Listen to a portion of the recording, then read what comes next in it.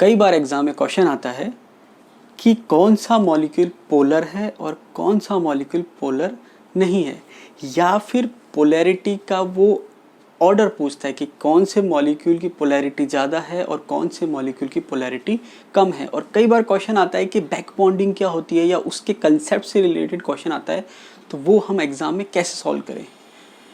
तो मैं राहुल मुनीम आप सबका स्वागत करता हूँ। आज का हमारा टॉपिक है dipole moment and back bonding. तो एग्ज़ाम में इससे रिलेटेड क्या क्वेश्चन आते हैं और उसको कैसे सॉल्व करें, तो वो आज की क्लास के बाद आप आसानी से उनको सॉल्व कर सकते हो। इसलिए वीडियो को जो है अंत तक ज़रूर देखिए। तो चलिए शुरू करते हैं। सबसे पहले हम देखते हैं डाइपोल मोमेंट। डाइपोल मोमेंट के अगर हम फॉर्मूले की बात करें तो डाइपोल मोमेंट का फॉर्मूला है mu equals to E into L. अब ये ई और एल क्या है? ई जो है charge on either atom, L जो है distance between the two atom. अब इसको अगर हम समझने की कोशिश करें तो एक एग्जाम्पल से समझते हैं। HCl। अब HCl की अगर हम बात करें तो हम देखते हैं कि हाइड्रोजन की जो इलेक्ट्रॉन नेगेटिविटी है वो कम होती है और क्लोरीन की इलेक्ट्रॉन नेगेटिविटी ज़्यादा होती है। तो यहाँ पर इस वजह से जो इलेक्ट्रॉन है वो क्लोरीन की तरफ ज़्यादा शिफ्ट हो जाते हैं और हाइड्रोजन की तरफ कम रहते हैं। मतलब शेयरिंग तो है, लेकिन उसमें क्या है, क्लोरीन जो है इलेक्ट्रॉन को अपनी तरफ अट्रैक्ट कर लेता है। इस वजह से इस पर डेल नेगेटिव और इस पर डेल पॉजिटिव चार्ज आ जाता है। तो इस वजह से क्या होता है कि यहाँ पर जो है अब बॉन्ड जो है उसमें एक तरफ पार्शियल नेगेटिव चार्ज आ गया है, एक तरफ पार्शियल पॉजिटिव चार्ज आ गया है। इसका मतलब अब जो इलेक्ट्रॉन है वो एग्जैक्टली सेंटर में नहीं है। तो यहाँ पर अगर हम फॉर्मूले की बात करें तो यहाँ पर जो चार्ज है, अब देखिए ध्यान रखना ये जो फॉर्मूला है ये एक बॉन्ड की बात हो रही है। मतलब दो एटम के बीच में जो एक बॉन्ड है उसके लिए हम ये फॉर्मूले को अप्लाई कर रहे हैं। पूरे मॉलिक्यूल की अभी फिलहाल बात हम नहीं करें। तो अगर हम इस मॉलिक्यूल के लिए देखें तो ये जो चार्ज है पार्शियल, इसकी जो वैल्यू है, ठीक है, मैग्नीट्यूड की हम बात, वो प्लस माइनस की भी हम बात नहीं करें, मैग्नीट्यूड की बात करें तो यहाँ आ जाएगा। और इन दोनों के बीच में जो डिस्टेंस है या जिसको आप बॉन्ड लेंथ भी कह सकते हो वो एल की जगह आ जाएगा। तो यहाँ पर आपको एक चीज़ पता चल गई कि अगर आपको डाइपोल मोमेंट देखना है या आपको देखना है कि बॉन्ड पोलर है या नहीं, तो उसके लिए आपको एक चीज़ समझ में आ गई कि इलेक्ट्रॉन जो है अगर अट्रैक्ट करेगा एक एटम ज़्यादा तो वहाँ पर जो है डाइपोल मोमेंट की कोई ना कोई वैल्यू आएगी। इसका मतलब ये है कि इलेक्ट्रॉन नेगेटिविटी डिफरेंस का होना ज़रूरी है। तो ये तो थी एक बॉन्ड की बात। अभी मॉलिक्यूल की बात हम यहाँ नहीं कर रहे हैं। तो यहाँ पर आपके ई हो गया charge on either atom, L हो गया distance between the two atom. अब यहाँ पर ध्यान रखना है कि जो डाइपोल मोमेंट है हम यहाँ पर इलेक्ट्रिक डाइपोल मोमेंट की बात कर रहे हैं। तो इलेक्ट्रिक डाइपोल मोमेंट की जो यूनिट होती है वो होती है डिबाई। ठीक है, ये लिखा हुआ है डिबाई। और यूनिट कन्वर्जन की अगर हम बात करें तो 1 debye equals to 10⁻⁻18 ESU। ESU का मतलब है इलेक्ट्रोस्टैटिक यूनिट इनटू सेंटीमीटर। और दूसरा यूनिट कन्वर्जन की बात करें तो equals to 3.33 into 10⁻30 coulomb into metre. तो अभी आपको इतना समझ में आ गया कि अगर दो हेटेरो एटम है जिनकी इलेक्ट्रॉन नेगेटिविटी अलग अलग है या उनकी इलेक्ट्रॉन नेगेटिविटी में डिफरेंस है, तो वहाँ पर जो है बॉन्ड में क्या है, पोलर कैरेक्टर आ जाते हैं। तो एग्जाम में क्वेश्चन इस पे नहीं आता है। एग्जाम में क्वेश्चन ये आता है कि कौन सा मॉलिक्यूल जो है वो पोलर है और कौन सा नहीं है, या फिर किसकी पोलैरिटी ज़्यादा है और किसकी पोलैरिटी कम है। तो देखिए इसमें जो सबसे इम्पॉर्टेंट फैक्टर काम करता है वो है कि जो आपके डाइपोल मोमेंट है वो है वेक्टर क्वांटिटी। ठीक है, मैं बताना आपको यहाँ भूल गया। HCl की बात करें तो इस पे डेल प्लस था, इस पे डेल माइनस था। तो यहाँ पर जो डाइपोल मोमेंट की डायरेक्शन होती है वो प्लस से माइनस की तरफ होती है। अब मेन बात आती है कि डाइपोल मोमेंट के बेस पे जो मॉलिक्यूल है उनको हमने दो कैटेगरी में डिवाइड किया है। एक है नॉन पोलर, दूसरा है पोलर। अब मॉलिक्यूल जो है दो तरह के हो गए, नॉन पोलर और पोलर। तो नॉन पोलर हम किसको कहेंगे, जिसके डाइपोल मोमेंट की वैल्यू 0 आएगी। अब यहाँ पर हम पूरे मॉलिक्यूल की बात कर रहे हैं, एक बॉन्ड की बात नहीं कर रहे। यहाँ पर पोलर का मतलब जिसके डाइपोल मोमेंट की वैल्यू 0 नहीं आएगी। अब यहाँ पर वो मॉलिक्यूल हो गए जिनके डाइपोल मोमेंट ओवरऑल 0 आता है। और यहाँ पर सबसे इंपॉर्टेंट फैक्टर जो है वो है वेक्टर। यहाँ पर डाइपोल मोमेंट वेक्टर क्वांटिटी है, उस वजह से आप देखेंगे कि कौन कौन से मॉलिक्यूल जो है उनका डाइपोल मोमेंट 0 आएगा और कौन कौन से मॉलिक्यूल का डाइपोल मोमेंट 0 नहीं आएगा। तो इसको अगर हम सिंप्लीफाई करना चाहें तो इसको हम फिर से फर्दर 2 कैटेगरी में डिवाइड कर सकते हैं। इसको मैंने कह दिया एक बार लीनियर और इसको मैंने कह दिया नॉन लीनियर।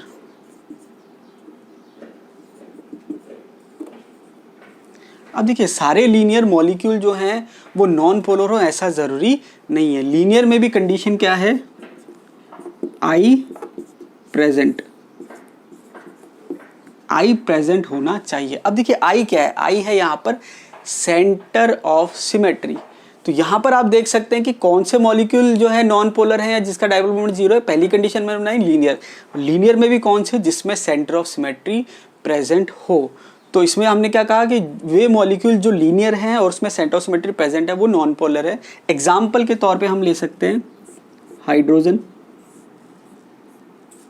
अब देखिए हाइड्रोजन या जितने भी होमोडायटॉमिक हैं, क्योंकि दोनों की इलेक्ट्रॉन नेगेटिविटी सेम है तो ये एक दूसरे को क्या करेंगे, कैंसिल आउट करेंगे। ये दूसरा कोई एग्जाम्पल हम लें तो हम ले सकते हैं कार्बन डाइऑक्साइड का।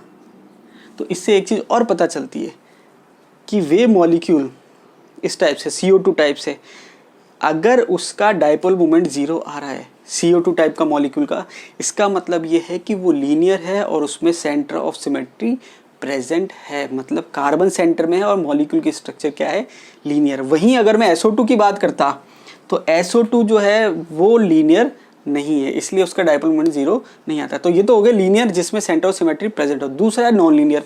नॉन लीनियर में हम कह सकते हैं सिमेट्रिकल मॉलिक्यूल।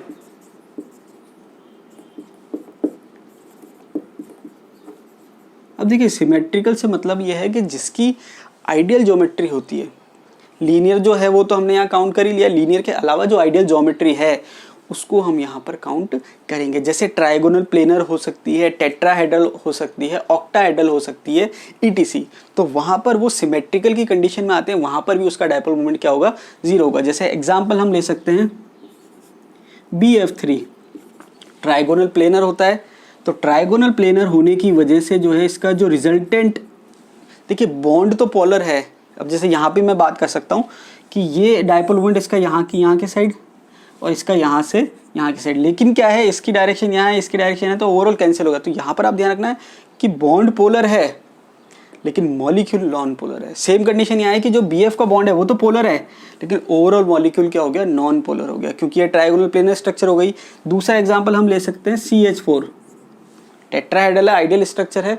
और इसी तरीके से कई सारे मॉलिक्यूल हम ले सकते हैं जो कि क्या है, रेगुलर स्ट्रक्चर के हैं, या ऑक्टाहेड्रल का हम एग्जांपल लें तो SF6।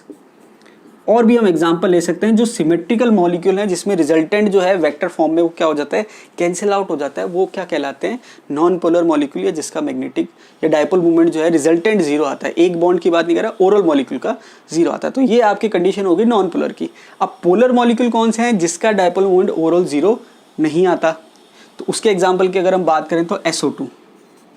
अब देखिए SO2 की अगर हम बात करें तो यहाँ पर आप इसको पाई बॉन्ड से भी शो कर सकते हैं या कोऑर्डिनेट बॉन्ड से भी शो कर सकते हैं। तो यहाँ पर जो है सल्फर जो है ओवरऑल इस पे इलेक्ट्रॉन कितने होते हैं, 6 होते हैं, जिसमें से इसने 4 काम में ले लिए, तो एक हो गया लोन पेयर। तो यहाँ पर क्योंकि ये मॉलिक्यूल जो है लीनियर नहीं है, एंगुलर है, तो यहाँ पर इसका डाइपोल मोमेंट कुछ इस टाइप से होगा, एक बॉन्ड का, और रिजल्टेंट जो है वो डायरेक्शन क्या हो जाएगा, यहाँ हो जाएगा। ठीक है, लोन पेयर का ऊपर साइड होता है। तो कहने का मतलब ये है कि यहाँ पर ओवरऑल जो डाइपोल मोमेंट है वो कैंसिल आउट नहीं आ रहा, मतलब इसकी कुछ ना कुछ वैल्यू आएगी डाइपोल मोमेंट की। लोन पेयर का जो होता है वो अपनी साइड होता है, ठीक है, लेकिन इसका इतना नहीं होगा जितना इसका होगा रिजल्टेंट। तो वे मॉलिक्यूल जो इन कैटेगरी में नहीं आ रहे उनका डाइपोल मोमेंट की वैल्यू कुछ ना कुछ होती है। तो ये आपके लिए हेल्पफुल है। कैसे हेल्पफुल है कि फॉर्मूला देखा जाए तो दोनों का देखने में एक जैसा है, CO2 और SO2, लेकिन दोनों की स्ट्रक्चर अलग अलग है। इस वजह से एक का डाइपोल मोमेंट 0 आ रहा है और एक का डाइपोल मोमेंट 0 नहीं आ रहा। मतलब एक मॉलिक्यूल तो है नॉन पोलर और एक मॉलिक्यूल है पोलर। तो इसमें आप इसको रिवर्स भी कर सकते हैं। डाइपोल मोमेंट अगर आपको पता है तो आप स्ट्रक्चर का आइडिया लगा सकते हैं, और अगर आपको स्ट्रक्चर पता है तो आप डाइपोल मोमेंट का आइडिया लगा सकते हैं। जैसे अभी हमने कहा कि ये लीनियर है विद सेंटर ऑफ सिमेट्री, तो इसका डाइपोल मोमेंट 0 हो गया। और हमने कहा ये नॉन लीनियर है, तो इसका डायपोल मोमेंट 0 नहीं है। अब इसका हम रिवर्स करते हैं, इसका डायपोल मोमेंट 0 है, इसका मतलब इसकी स्ट्रक्चर कैसी होनी चाहिए, linear with centre of symmetry. और इसका जो डायपोल मोमेंट 0 नहीं है, इसका मतलब इसकी जो स्ट्रक्चर है वो लीनियर नहीं होनी चाहिए। तो देखिए एक तो था ये पैटर्न, या फिर आप दूसरा एग्जांपल ले सकते हैं, जैसे क्लोरोफॉर्म ले लिया मैंने CHCl3। तो देखिए यहाँ पर जब CH4 की मैंने बात की थी तो चारों एटम सेम थे सराउंडिंग, यहाँ चारों एटम सेम नहीं है। तो देखिए यहाँ पर इसकी डायरेक्शन ये है, इसकी ये है, इसकी ये है, और इसकी यहाँ पर ये डायरेक्शन हो गई यहाँ, क्योंकि हाइड्रोजन की इलेक्ट्रोनेगेटिविटी कम होती है। तो अगर ये चारों के चारों Cl होते तो इसका रिजल्टेंट डायपोल मोमेंट 0 हो जाता, लेकिन अब यहाँ पर इस केस में रिजल्टेंट डायपोल मोमेंट 0 नहीं होगा। ठीक है, तो एक तो ये कंडीशन हो गई। अब एग्जाम में जो क्वेश्चन आता है उसमें दो मॉलिक्यूल जो है काफ़ी इंपॉर्टेंट होते हैं, वो पूछते हैं एग्जाम में कि इन दोनों में से किसका डायपोल मोमेंट ज़्यादा है, या कौन सा मॉलिक्यूल ज़्यादा पोलर है और कौन सा मॉलिक्यूल कम पोलर है। तो वो हम एग्जाम्पल को देखते हैं। अब देखिए वो एग्जाम्पल है आपके, एक तो होता है अमोनिया,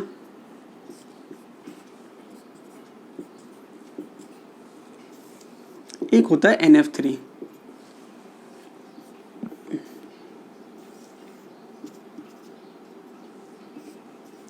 अब वो ये पूछता है इन दोनों में से किसका डायपोल मोमेंट ज़्यादा है और किसका नहीं है। पहले तो हम देखेंगे कि ये इनका डायपोल मोमेंट कुछ ना कुछ वैल्यू आएगी, क्योंकि ओवरऑल कैंसिल आउट नहीं हो रहे हैं, क्योंकि ये मॉलिक्यूल सिमेट्रिकल मॉलिक्यूल नहीं है। ठीक है, सिमेट्रिकल का तो रेगुलर ओवरऑल कैंसिल आउट नहीं हो रहा है। ठीक है, अब यहाँ पर आप देखेंगे कि नाइट्रोजन की इलेक्ट्रोनेगेटिविटी ज़्यादा है हाइड्रोजन से। तो देखिए लोन पेयर तो क्या अपनी तरफ इलेक्ट्रॉन खींचता है, इसके अलावा इनकी जो डायरेक्शन है वो ऐसे हो गई। तो देखा जाए तो सबके सब क्या है, लगभग लगभग एक ही डायरेक्शन में जा रहे हैं। तो इसका फाइनल डायपोल मोमेंट कहाँ आएगा, ऊपर की तरफ, रिजल्टेंट। और अगर हम यहाँ की बात करें तो यहाँ पर फ्लोरीन की इलेक्ट्रॉन नेगेटिविटी नाइट्रोजन से ज़्यादा है। तो उस केस में क्या होगा, ये इसकी तरफ, ये इस तरफ, ये इस तरफ, और ये इस तरफ। तो यहाँ पर क्या हुआ, ये तीनों तो हो गए नीचे की तरफ, और लोन पेयर का हो गया ऊपर की तरफ। तो ओवरऑल जो आएगा वो आएगा नीचे की तरफ, लेकिन जो मैग्नीट्यूड है वो इतना नहीं आ पाएगा, क्योंकि इसने इसको थोड़ा बहुत क्या कर दिया है, कैंसिल आउट कर दिया, जबकि यहाँ पर ये सब एक ही डायरेक्शन थे। तो अब देखा जाए तो इन सब ने क्या करा, एक तरह से वो ऐड हो गए, और इसने क्या करा, इसको थोड़ा सा सब्सट्रैक्ट कर दिया। तो ओवरऑल देखा जाए तो जो डायपोल मोमेंट रिजल्टेंट आएगा वो किसका ज़्यादा आना चाहिए, इसका ज़्यादा आना चाहिए। तो एग्जाम में ये नेट और गेट में आ चुका है क्वेश्चन कि वो कंपेयर कराता है कि किसका डायपोल मोमेंट ज़्यादा है और किसका कम है। तो वो जब हम क्वेश्चन सॉल्व करेंगे अगले वीडियोस में, तो वहाँ पर ये एग्जाम्पल आएगा, हम इसको और वहाँ पर देख लेंगे। तो अभी आपको समझ में आ गया होगा कि डायपोल मोमेंट क्या है, और उससे हम क्या पता लगा सकते हैं कि मॉलिक्यूल जो है पोलर है या नहीं है। और इस चीज़ का ध्यान रखना कि बॉन्ड पोलर है या नहीं है, वहाँ पर रोल है इलेक्ट्रोनेगेटिविटी डिफरेंस का, लेकिन मॉलिक्यूल पोलर है या नहीं है वहाँ पर काफ़ी फैक्टर काम करते हैं। एक तो इलेक्ट्रोनेगेटिविटी काम करती है, दूसरा उसकी स्ट्रक्चर क्या है। तो ये तो थी बात डायपोल मोमेंट की। अब हम करते हैं बात बैक बॉन्डिंग की। अब देखिए बैक बॉन्डिंग नाम से समझ में आ रहा है कि बैक का मतलब पीछे से। अब बैक बॉन्डिंग क्या है क्या नहीं है, तो देखिए बैक बॉन्डिंग एक तरह से कोऑर्डिनेट बॉन्ड होता है। इसको हम एग्जाम्पल से समझते हैं। मैंने एग्जाम्पल लिया BF3 का।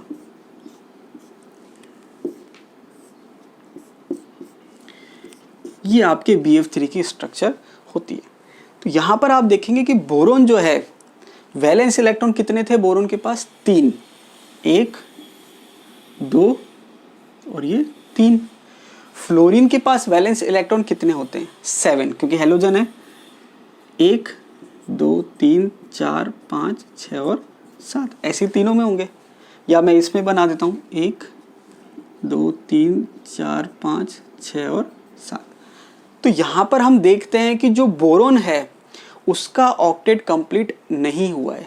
3 और 3 6, टोटल कितने इलेक्ट्रॉन हैं, 6, मतलब उसका ऑक्टेट पूरा नहीं है। दूसरी बात, फ्लोरीन की इलेक्ट्रॉन नेगेटिविटी ज़्यादा है, तो वो क्या करेगा, इलेक्ट्रॉन को अपनी तरफ अट्रैक्ट करेगा।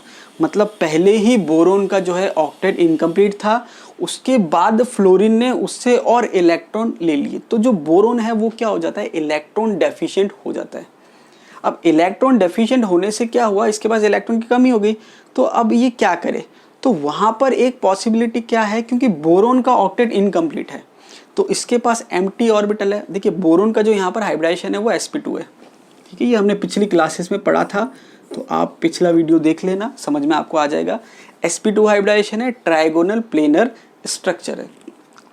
तो यहाँ पर पॉसिबिलिटी क्या है, इसका एक ऑर्बिटल एम्प्टी है, ठीक है, जैसे sp2 में मैंने आपको बताया था एक s px और py, तो जो इसका pz है वो एम्प्टी है। जैसे मैंने क्या कहा, ये ट्राइगोनल प्लेनर स्ट्रक्चर है, तो ये हो गया sp2 के 3 ऑर्बिटल और जो आपके एक ऑर्बिटल है pz वो ऐसे फ्री है, तो सेम फ्लोरीन का भी फ्री है।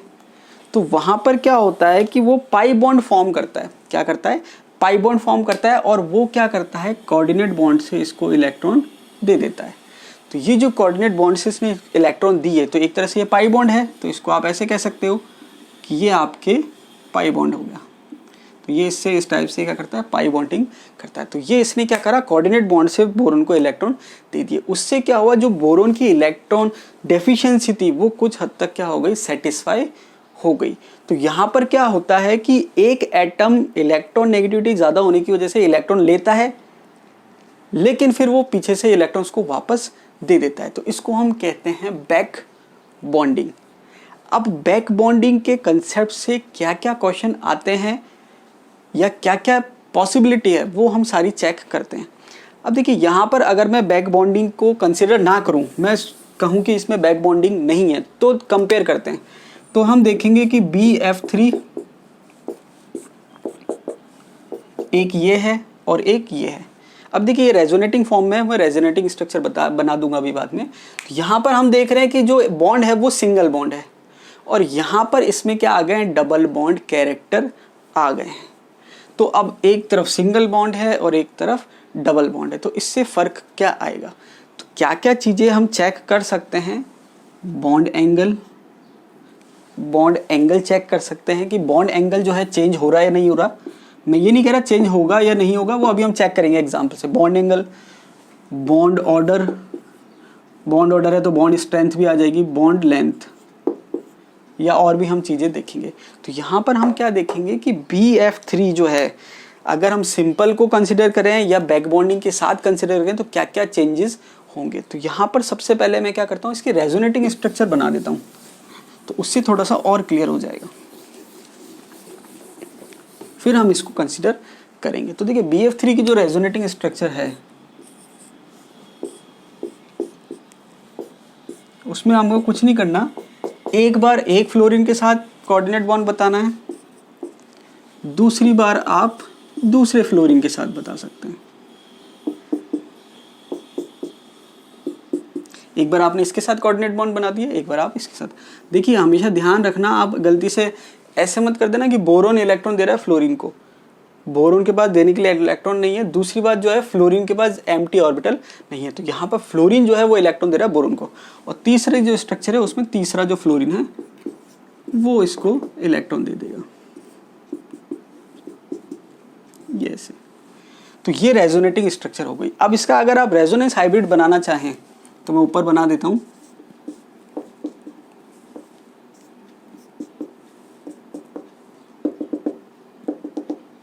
ये मैंने रेजोनेंस हाइब्रिड इसका बना दिया।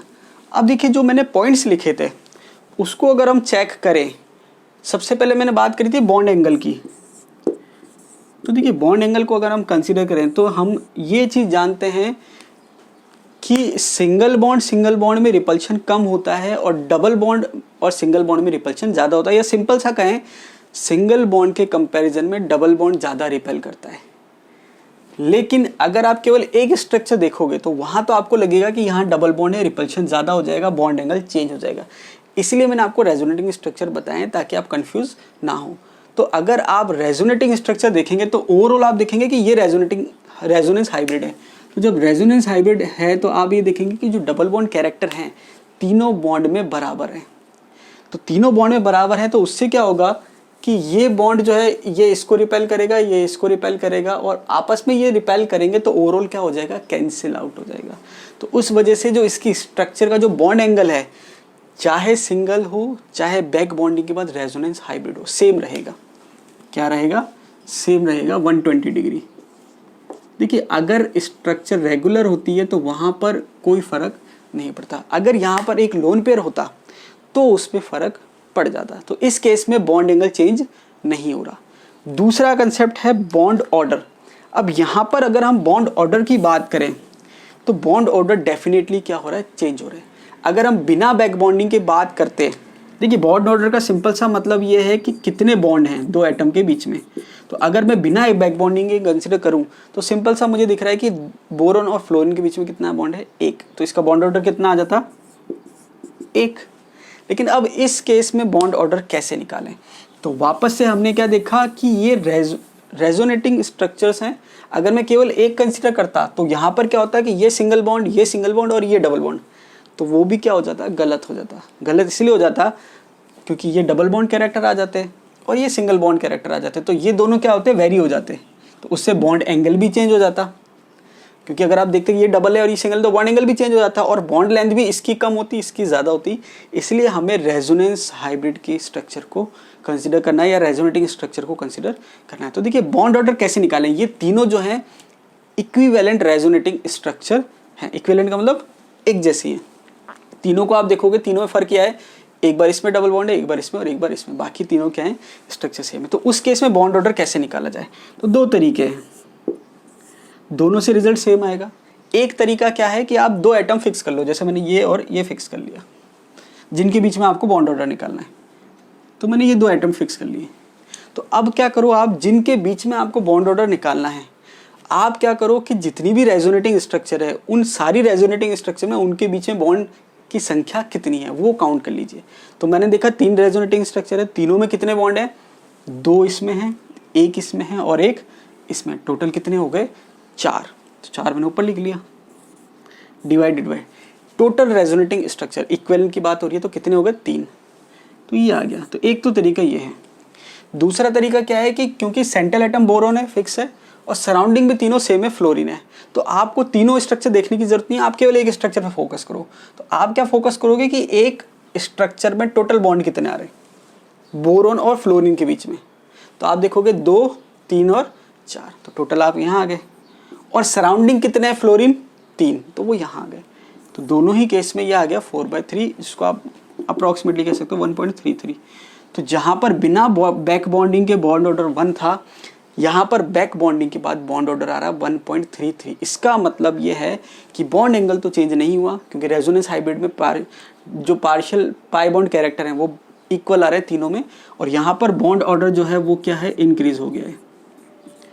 अब बॉन्ड ऑर्डर इंक्रीज होगा तो बॉन्ड स्ट्रेंथ भी इंक्रीज होगी, नो डाउट, और बॉन्ड एनर्जी जो है वो भी क्या हो जाएगी? इंक्रीज हो जाएगी। अब आपको ये पता है कि सिंगल बॉन्ड की बॉन्ड लेंथ ज़्यादा होती है, डबल बॉन्ड की बॉन्ड लेंथ कम होती है, या हम कह सकते हैं bond order is inversely proportional to bond length. तो यहाँ पर हम कहेंगे कि बैक बॉन्डिंग की वजह से जो बॉन्ड लेंथ है, बॉन्ड ऑर्डर बढ़ गया है लेकिन बॉन्ड लेंथ क्या हो गई है? कम हो गई है। तो ये जो कंसेप्ट है, इस पे एग्जाम में क्वेश्चन आता है कि BF3 जो मॉलिक्यूल है उसमें जो बॉन्ड ऑर्डर है या बॉन्ड एनर्जी है वो एक्सपेक्टेड का मतलब सिंपल वाले मॉलिक्यूल के कंपैरिजन में एक्सपेक्टेड से कम है, ज़्यादा है, सेम है। तो आप क्या कहेंगे कि BF3 में जो एक्सपेक्टेड बॉन्ड एनर्जी है उससे ज़्यादा है, और बॉन्ड लेंथ जो है वो एक्सपेक्टेड से क्या है? कम है। ठीक है, बॉन्ड लेंथ कम हो रही है और बॉन्ड एनर्जी जो है ज़्यादा है, बॉन्ड ऑर्डर ज़्यादा है। तो एक तो बात थी ये। इसके अलावा जो पॉसिबिलिटी है या और क्या क्या एग्जाम में क्वेश्चन आ चुके हैं, किस कंसेप्ट पे आ चुके हैं, मैं आपको और हिंट दे देता हूँ। देखिए मैं क्वेश्चन सॉल्व करवाऊंगा, वहाँ पर ये थ्योरी क्लासेस आपको हेल्पफुल रहेंगी, तो इसलिए आप पहले थ्योरी क्लासेस ढंग से देख लीजिए। फिर जब ये टॉपिक कंप्लीट हो जाएगा फिर मैं आपको प्रीवियस ईयर के क्वेश्चंस की प्रैक्टिस कराऊंगा। एक कंसेप्ट ये आता है BF3 plus F minus BF4 minus. अब वो पूछता है कि इस रिएक्शन के बाद क्या क्या चेंजेस आए। तो यहाँ पर हम क्या देखते हैं कि BF3 में पार्शियल डबल बॉन्ड कैरेक्टर थे, लेकिन जब BF4 की बात होती है तो यहाँ पर BF4 जो है वो टेट्राहेड्रल फॉर्म में आ चुका है। किस फॉर्म में आ चुका है? टेट्राहेड्रल। अब यहाँ पर बैक बॉन्डिंग का कोई कंसेप्ट नहीं है, तो यहाँ पर बॉन्ड ऑर्डर जो आपका था वो था 1.33, और यहाँ जो बॉन्ड ऑर्डर आ रहा है वो है =1। तो वो पूछता है कि इस रिएक्शन के बाद क्या क्या चेंजेस आए। तो आप कह सकते हैं कि एक तो जो बॉन्ड ऑर्डर है वो कम हो गया है, दूसरा बॉन्ड ऑर्डर और बॉन्ड लेंथ इन्वर्सली प्रोपोर्शनल होते हैं, तो बॉन्ड लेंथ जो है वो क्या हो गई? इंक्रीज हो गई। और बॉन्ड ऑर्डर और बॉन्ड एनर्जी सेम ही है, तो मैं यहाँ लिख देता हूँ बॉन्ड एनर्जी जो है वो भी क्या हो गई है? कम हो गई है। बॉन्ड एंगल की बात वो नहीं करता है, या कर भी सकता है, तो आप कह सकते हैं यहाँ 120 डिग्री है क्योंकि रेगुलर स्ट्रक्चर है, और ये टेट्राहेड्रल स्ट्रक्चर sp3 है। देखिए हाइब्रिडेशन भी चेंज हो रहा है, ये sp3 है और ये sp2 है, तो sp2 का 120 डिग्री है और sp3 का है 109 डिग्री 28 मिनट। ठीक है, तो ये आपके हो गया बॉन्ड ऑर्डर, बॉन्ड लेंथ। इसमें एक चीज़ और है कि जो ज्योमेट्री है वो भी क्या हो रही है? इंक्रीज हो रही है, क्योंकि ये ट्राइगोनल प्लेनर स्ट्रक्चर है, वो टेट्राहेड्रल स्ट्रक्चर है। इसमें सिमेट्री एलिमेंट्स कम हैं, उसमें सिमेट्री एलिमेंट्स ज़्यादा है। अब देखिए सिमेट्री एलिमेंट्स में डिटेल में नहीं जा रहा, वो जब आप ग्रुप थ्योरी पढ़ेंगे उसमें आपके डिटेल में आ जाएगा। तो ये आपके और कंसेप्ट थे बैक बॉन्डिंग से रिलेटेड। एक दो कंसेप्ट और हैं वो मैं आपको और बता देता हूँ। देखिए यहाँ पर जो है बॉन्ड एंगल में कोई चेंज नहीं था क्योंकि रेगुलर स्ट्रक्चर थी, कोई लोन पेयर नहीं था। एक दूसरा मैं एग्जांपल लेता हूँ जिससे आपको और थोड़ा सा आइडिया हो जाएगा। एक आपके है OCl2 मॉलिक्यूल।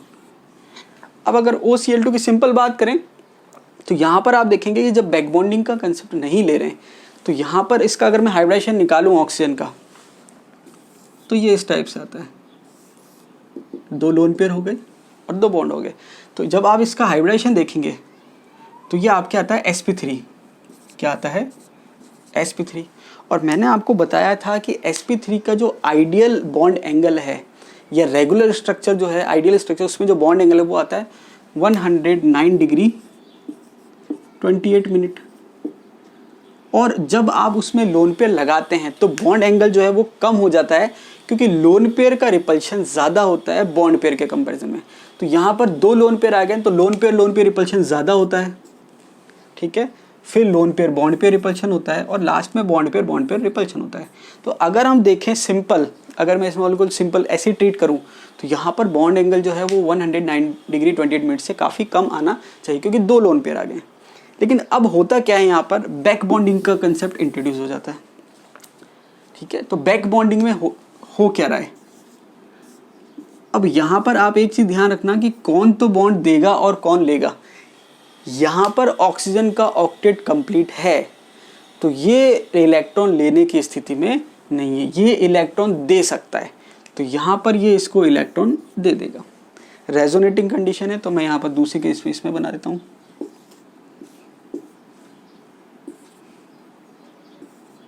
ये रेजोनेटिंग स्ट्रक्चर हो गई, रेजोनेंस हाइब्रिड हो गए। और अगर आप इसका रेजोनेंस हाइब्रिड स्ट्रक्चर बनाएं तो ये आपके पार्शियल डबल बॉन्ड कैरेक्टर आ जाएंगे। तो अब यहाँ पर हुआ क्या, क्योंकि ये रेगुलर स्ट्रक्चर नहीं है, ना तो ये ट्राइगोनल प्लेनर है या ना टेट्राहेड्रल है, और प्लस इसमें लोन पेयर प्रेजेंट है। तो अब क्या है, पहले अगर मैं बिना उसके कंसिडर करूँ तो ये सिंगल बॉन्ड थे दोनों, तो सिंगल बॉन्ड में क्या था, रिपल्शन था। तो सिंगल बॉन्ड जो था उसमें रिपल्शन कम होता है, और डबल बॉन्ड सिंगल बॉन्ड या फिर डबल बॉन्ड में रिपल्शन ज़्यादा होता है। तो यहाँ पर बैक बॉन्डिंग की वजह से इसमें रिपल्शन क्या हो गया, बढ़ गया। तो यहाँ पर इस केस में आप कह सकते हैं कि बॉन्ड एंगल जो है वो इंक्रीज हुआ है क्योंकि यहाँ पर रेगुलर स्ट्रक्चर नहीं है। बाकी बॉन्ड ऑर्डर तो सेम आप कह ही सकते हो कि बॉन्ड ऑर्डर भी इंक्रीज हुआ है, बॉन्ड एनर्जी भी इंक्रीज हुई है, और जो बॉन्ड लेंथ है वो डिक्रीज हुई है।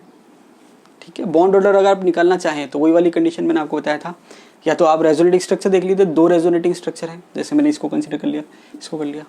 तो यहाँ पर ऑक्सीजन और क्लोरीन के बीच में कितने बॉन्ड हो गए, 1 और 2 3, और रेजोनेटिंग स्ट्रक्चर कितनी हो गई, 2। या फिर आप एक ही स्ट्रक्चर में देखेंगे कि ऑक्सीजन और क्लोरीन के बीच में टोटल कितने बॉन्ड है, 2 और 1 3। ठीक है,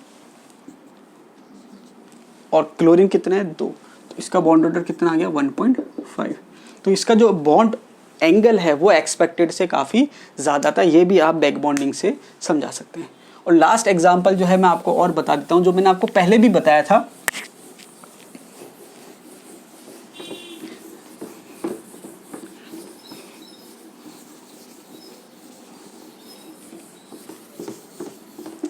लास्ट एग्जांपल जो है, एक तो हाइब्रिडाइजेशन वो पूछते हैं NCH3 होल थ्राइस, इसको अच्छे से लिख देता हूँ मैं। एक तो वो हाइब्रिडाइजेशन पूछते हैं NCH3 होल थ्राइस, एक वो हाइब्रिडाइजेशन पूछते हैं NSiH3 होल थ्राइस। तो अगर आप सिंपल जो फॉर्मूला है हाइब्रिडाइजेशन का जो मैंने आपको बताया था, उससे अगर आप सॉल्व करेंगे तो आपका आंसर सेम आएगा। दोनों का क्या आएगा sp3, इसका भी sp3 और इसका भी sp3।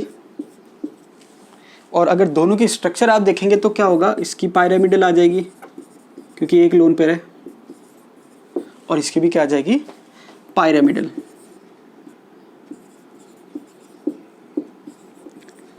लेकिन एक्चुअल में ऐसा नहीं है। ये तो सही है बिल्कुल, एक लोन पेयर है, लेकिन ये गलत हो जाता है। अब आप सोचेंगे कि दोनों तो सेम ही दिख रहे हैं, तो दोनों में डिफरेंस क्यों आ रहा है? डिफरेंस जो है वो केवल ये है कि कार्बन का भी ऑक्टेट पूरा है और यहाँ सिलिकॉन का भी ऑक्टेट पूरा है, लेकिन कार्बन के पास एम्प्टी ऑर्बिटल नहीं है क्योंकि ये सेकंड पीरियड में आता है।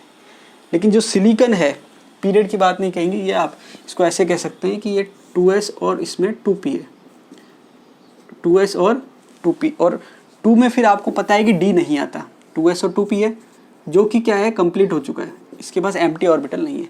जबकि आप सिलिकॉन की बात करेंगे तो ये है आपके 3s और 3p, और इसमें जो है 3d एम्प्टी ऑर्बिटल क्या है प्रेजेंट हैं। तो यहाँ पर सिलिकॉन के पास इलेक्ट्रॉन पेयर लेने की क्या है टेंडेंसी है, सिलिकॉन में क्या है इलेक्ट्रॉन पेयर लेने की टेंडेंसी है। इस वजह से क्या होता है, तो यहाँ पर तो इसकी स्ट्रक्चर हो जाएगी पायरामिडल क्योंकि इसमें लोन पेयर प्रेजेंट है, ये मैंने आपको पहले ही बताया था प्रीवियस क्लासेस में, और ये 3 CH3 हो जाएंगे। लेकिन यहाँ पर जब वो लोन पेयर देगा बैक बॉन्डिंग में, तो वहाँ पर स्ट्रक्चर क्या हो जाएगी चेंज हो जाएगी। तो जो स्ट्रक्चर होगी वो कुछ इस तरीके से हो जाएगी, SiH3 SiH3 SiH3, और ये आप नाइट्रोजन लोन पेयर दे रहा है सिलिकॉन को। और रेजोनेंस हाइब्रिड, आप रेजोनेटिंग स्ट्रक्चर बना सकते हैं जैसे BF3 बनाया। और अगर आप रेजोनेंस हाइब्रिड की बात करेंगे तो रेजोनेंस हाइब्रिड में आपके इस तरीके से हो जाएगा, पार्शियल डबल बॉन्ड कैरेक्टर आ जाएंगे और ये हो जाएगा SiH3। ठीक है, तो ये आपके बैक बॉन्डिंग से रिलेटेड जो एग्जाम में एग्जाम्पल्स आते हैं या क्वेश्चंस आते हैं या जो कंसेप्ट वो काम में लेते हैं वो मैंने आपको यहाँ पर डिस्कस कर दिया है। तो यहाँ पर एक तो NSiH3 का हाइब्रिडाइजेशन पूछते हैं, ठीक है, थोड़ा डिफरेंट है इसलिए sp2 हाइब्रिडाइजेशन हो जाएगा यहाँ पर, ये मैंने आपको प्रीवियस क्लास में भी समझाया था। इसके बाद यहाँ पर इसकी स्ट्रक्चर हो गई ट्राइगोनल प्लेनर। और तीसरी बात वो पूछता है लुईस बेसिसिटी। तो जब NCH3 की बात थी तो वहाँ पर लोन पेयर फ्री था, NCH3 होल थ्राइस, तो ये आसानी से लोन पेयर डोनेट कर सकता है। तो इसमें लुईस बेस कैरेक्टर जो हैं वो ज़्यादा होते हैं। अब इसके पास लोन पेयर फ्री नहीं है तो ये दूसरे को कहाँ से दे, तो इसमें जो लुईस बेसिक कैरेक्टर होते हैं या बेसिसिटी होती है वो क्या होती है कंपैरेटिवली कम होती है। तो ये सारे कंसेप्ट थे जो एग्ज़ाम में आते हैं। लास्ट एक है कंसेप्ट जो मैं आपको एज अ होमवर्क समझ लीजिए या आपको दे रहा हूँ ताकि आप उसको सॉल्व करें। जब मैं प्रीवियस ईयर के पेपर सॉल्व कराऊंगा वहाँ पर मैं आप उसको सॉल्व कराऊंगा। आपका जो क्वेश्चन है वो ये है BF3 BCl3 BR3 और BI3। अब देखिए यहाँ आपको ये तो चीज़ पता ही है कि बोरोन जो है उसका ऑक्टेट इनकम्प्लीट है, तो यहाँ पर ये इलेक्ट्रॉन डेफिशिएंट मॉलिक्यूल है। तो इलेक्ट्रॉन डेफिशिएंट मॉलिक्यूल जो होते हैं वो क्या करते हैं इलेक्ट्रॉन पेयर लेने का काम करते हैं। मतलब ये सब क्या है लुईस एसिड है, क्या है, लुईस एसिड है। तो आपको इनकी एसिडिटी का ऑर्डर बताना है कि कौन सा ज़्यादा अच्छा लुईस एसिड है और कौन सा कम अच्छा है, मतलब किसकी स्ट्रेंथ ज़्यादा है और किसकी स्ट्रेंथ कम है। ये आपको इसका आंसर सॉल्व करना है। जब थ्योरी कंप्लीट हो जाएगी उसके बाद में जब आपको प्रीवियस ईयर के पेपर सॉल्व कराऊंगा वहाँ पर मैं आपको इसका आंसर बताऊंगा भी और समझाऊंगा भी। तो आज की जो क्लास थी डाइपोल मोमेंट और बैक बॉन्डिंग, देखिए एग्जाम में जो मॉलिक्यूल्स के एग्जाम्पल पूछे गए हैं वो मैंने आपको यहाँ पर सारे के सारे एग्जाम्पल सहित कंसेप्ट सहित समझा दिए हैं, ताकि जब आपको मैं प्रीवियस ईयर के क्वेश्चन कराऊँ या आप जब खुद सॉल्व करें तो आप इसको आसानी से सॉल्व कर सकते हैं। आपको ये वीडियो कैसा लगा आप मुझे कमेंट बॉक्स में बता सकते हैं, और आपके जो भी सुझाव हैं आप मुझे बता सकते हैं कि आपको वीडियो कैसा लग रहा है या आप क्या सुधार चाहते हैं या कौन से टॉपिक आप पढ़ना चाहते हैं, वो सब आप मुझे बता सकते हैं। ये जब थ्योरी कंप्लीट हो जाएगी तो मैं लास्ट में आपको प्रीवियस ईयर के क्वेश्चन सॉल्व करवाऊंगा। वीडियो को अंत तक देखने के लिए बहुत बहुत धन्यवाद। वीडियो अच्छा लगा तो लाइक कीजिए, दोस्तों के साथ शेयर कीजिए